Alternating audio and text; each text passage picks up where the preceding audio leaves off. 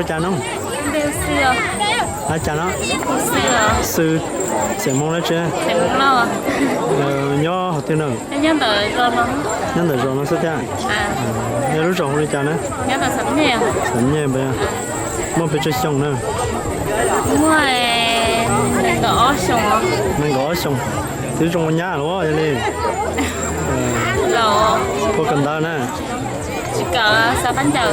sao phân giờ sao có tiếng nào Giờ thì chuyện thì bây giờ bé hoa chẳng này xưa. sư giờ À.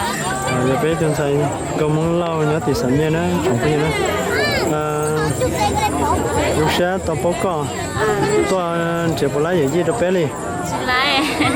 tôi tao trên nó nào là Tôi ở bên hồ. ở bên Nó ngon lắm. thì ai mà thế tôi sẽ bỏ lại tôi coi vậy À. Lại rồi. nhưng lái xe đá trong xe nó rong có một nói nhưng lái xe đá nữa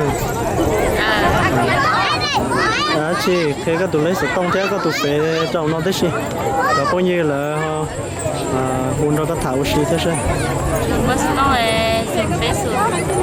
Chỉ cho đó gì rồi. đáng tố là từ Facebook này Tôi phải xuống cho thì lút tiền. lút tiền lâu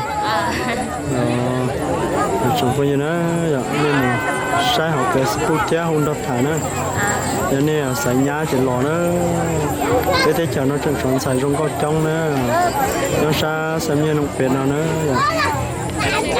có một年lâu nè Đúng rồi.年lâu này Mình lo giờ gì.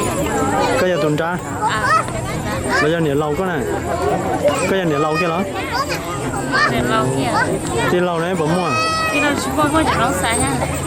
thì có giờ tuần lo giờ còn sạch lo này chúng có gì nữa nên là từ sạch tông sạch lo qua nhá chỉ lo nữa chỉ hồ sạch tông đặt thả nó vậy nên chẳng bao nhiêu sạch tông lo trên đâu là thả thế này bây giờ đang lấy nó Chờ lấy cái của. cho nó